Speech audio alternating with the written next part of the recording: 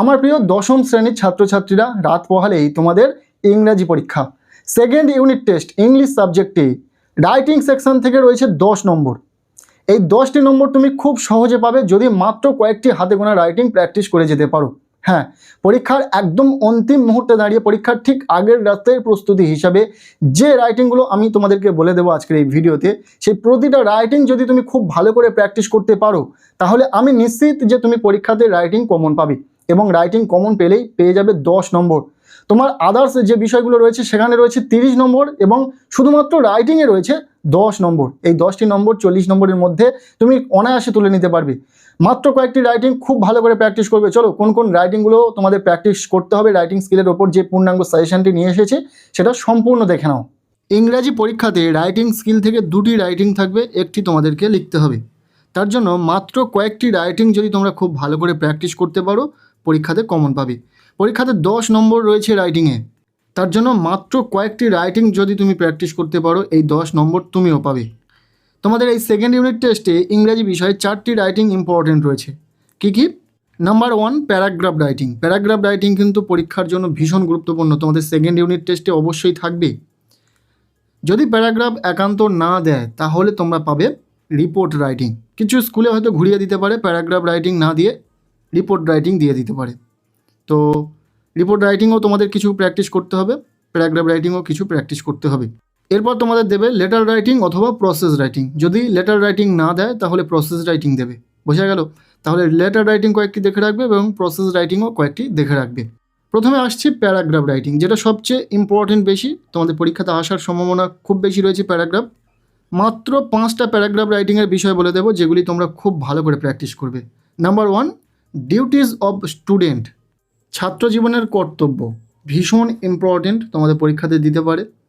এরপর number 2, water cycle, এটিও important রয়েছে। এরপর number 3, importance of reading news paper অথবা বুক। বই পড়া অথবা সংবাদপত্র পড়ার গুরুত্ব কতখানি, এই বিষয়ে কিন্তু তোমাদের প্যারাগ্রাফ রাইটিং আসতে পারে, খুব ভালো করে দেখে রাখবে। এরপর number 4, uses and abuse of mobile phone, অর্থাৎ মোবাইল ফোনের ব্যবহার ও অপব্যবহার সম্পর্কে তোমাদের কিন্তু প্যারাগ্রাফ রাইটিং আসতে পারে। এছাড়াও এইম ইন লাইফ, জীবনের লক্ষ্য দিয়েও কিন্তু তোমাদের প্যারাগ্রাফ দিতে পারে। এই কয়েকটি বিষয় তোমরা প্যারাগ্রাফ রাইটিং খুব ভালো করে প্র্যাকটিস করো। আশা করব স্ট্যান্ডার্ড মানের কোশ্চেন যদি তোমার স্কুলে করা হয় তাহলে কিন্তু প্যারাগ্রাফ রাইটিং থাকলে এই বিষয়গুলি থাকবে, এগুলি ভীষণ ইম্পর্টেন্ট। এরপর আমরা দেখে নেব কিছু রিপোর্ট রাইটিং। পরীক্ষাতে রিপোর্ট রাইটিংও দিয়ে দিতে পারে, কিছু কিছু স্কুলে প্যারাগ্রাফ না দিয়ে রিপোর্ট রাইটিং দিতে পারে। তো সেক্ষেত্রে যে রিপোর্ট রাইটিংগুলো তোমরা প্র্যাকটিস করবে, number 1, write a report about a health check up camp at your school.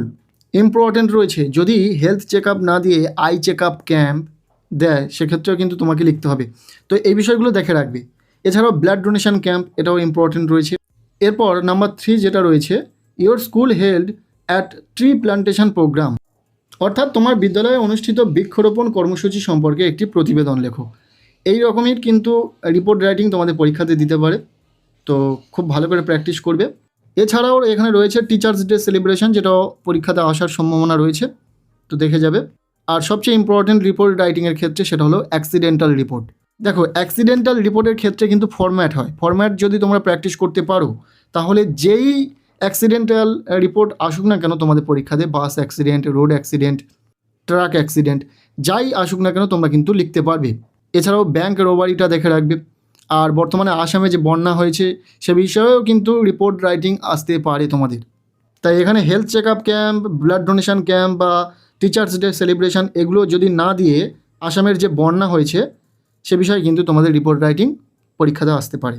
এরপর আমরা চলে আসবো লেটার রাইটিং। কোন কোন বিষয়ের ওপর লেটার রাইটিং তোমাদেরকে দেখে যেতে হবে।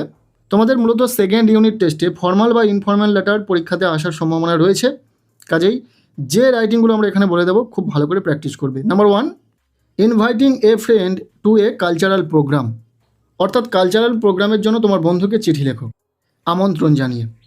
শুধু কালচারাল প্রোগ্রাম নয়, তোমার বার্থডে সেলিব্রেশনের জন্য চিঠি লিখতে পারো, বন্ধুকে আমন্ত্রণ জানাতে পারো, বোঝা গেল? পরীক্ষাতে কিন্তু দিতে পারে।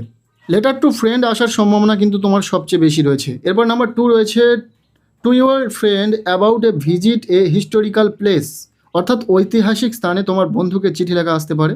এছাড়াও নট ইউজিং মোবাইল ফোনস এ বিষয়ে তোমার চিঠি লেখা আসতে পারে। এছাড়াও দেখে রাখবে এডুকেশনাল ট্যুর অথবা অনলাইন ক্লাসেস। আর যদি প্রশ্ন আরও সহজ করার চেষ্টা করে তাহলে লিভ অফ অ্যাবসেন্স এ বিষয়ে কিন্তু তোমার চিঠি লিখতে হতে পারে হেডমাস্টারকে। এ বিষয়ে চিঠি আসার সম্ভাবনা রয়েছে। সো লেটার রাইটিংয়ের ক্ষেত্রে এগুলি তোমরা খুব ভালো করে প্র্যাকটিস করো, আশা করব তোমাদের পরীক্ষাতে কমন পাবে। এরপর আমাদের নাম্বার 4 যেটা রয়েছে প্রসেস রাইটিং। যে প্রসেস রাইটিংগুলো বলে দেবো খুব ভালো করে প্র্যাকটিস করবে। ম্যাঙ্গো পিকেল, লেমন স্কোয়াশ, টি, ওয়ারেস, পটাটো চিপস, এছাড়াও দেখা যাবে স্কুল ম্যাগাজিন, ম্যাঙ্গো জুস, এগুলো মূলত আসে। আর যদি একটু স্ট্যান্ডার্ড মানের কোশ্চেন করে, একটু হার্ড করার চেষ্টা করে কোশ্চেন, তাহলে how mustard oil is prepared এ বিষয়ে আসতে পারে। বিল্ডিং কনস্ট্রাকশন, হ্যান্ড স্যানিটাইজার বা ফরমেশন অফ রেইন, এগুলি বিষয়ে কিন্তু আসতে পারে। সো এই কয়টি প্রসেস রাইটিং তোমরা খুব ভালো করে প্র্যাকটিস করো, পরীক্ষাতে আসার সম্ভাবনা রয়েছে।